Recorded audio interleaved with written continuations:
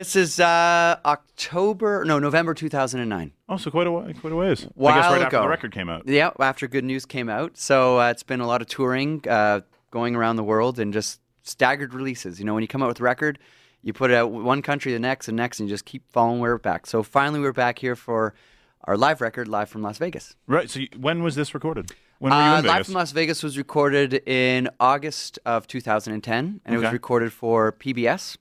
It was a television show all across America, and now we're bringing a little bit of Las Vegas to Sherwood Park in Edmonton. Nice. Who's in the band? Is it this huge band that we see in the DVD, or who are you touring with? I wish it was a huge band. Unfortunately, it's the same rhythm section that I recorded with, did the DVD. So there's 6 of us on stage, and it's the core of what the song needs. So it makes for a lot of fun, and we can also kind of stray a little way from the actual arrangements and, fool around a bit.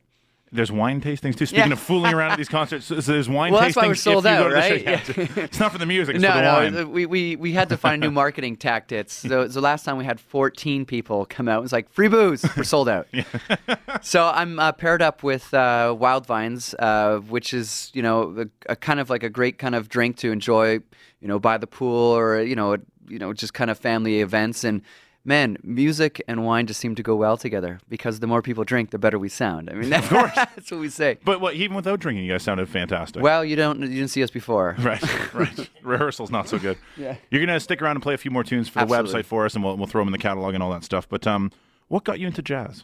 Because kids don't typically gravitate towards the crooner kind of music. Yeah, it was when I was 17 or 18 years old. I was listening to instrumental jazz and a lot of smaller group stuff, trio and quartet stuff, but never vocal stuff.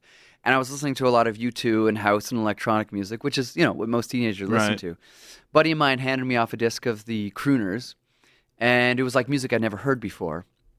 And after that, I quickly discovered karaoke.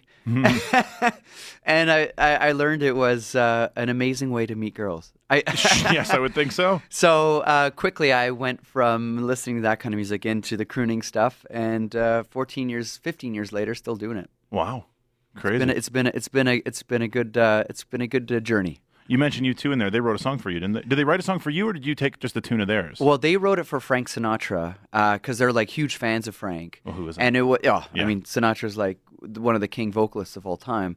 And it was after Bono recorded the duet with Frank called "I've Got You Under My Skin." Right. So they wrote this song for Frank, and unfortunately, Frank died, and the song kind of just nothing really happened with it. And when I got signed to Universal, there was this, huge U2 fan, and he's just like, dude, you got to record this. And he gave me the demo of it, and I was like, you joking? So, it's been, I guess, since I first heard it, about 8 years, and every time I sing that song, it's like, even though I'm channeling, Bono and The Edge for Frank, I still feel like it's my own song because I've lived it for so long. That's crazy. It's a wonderful tune. We do something on the show called 5 Questions. 5 quick questions, 1-word answers. In the hot seat. Here we go. Road or studio? What? Road or studio? Oh, I was like, road, sure. Road for sure. Lennon or McCartney? I'd have to say Lennon. Most important thing in a song, lyrics, melody, or rhythm? Ooh, lyrics. Song you've written you're most proud of? Doesn't need to be one word. Back in Town, the one we just heard. Yep. Nice. And in one word, Matt Dusk. Awkward. Hey, Jerry's laughing. Yeah. Just giggles. There we go. We're going to play a tune off the last record called All About Me. Great. You want to give people a little intro? Yeah, well, All About Me was the first radio single we had here in Canada. It just basically talks about as you grow up the ladder in fame or anything, you just always be aware of your surroundings and learn that it's not always about you. Nice. Matt Dusk, thank you so much. Thank you. Festival Place tonight. Go check him out. Sold out show. And there's booze. Yeah. You can't complain. It's Lite 95.7.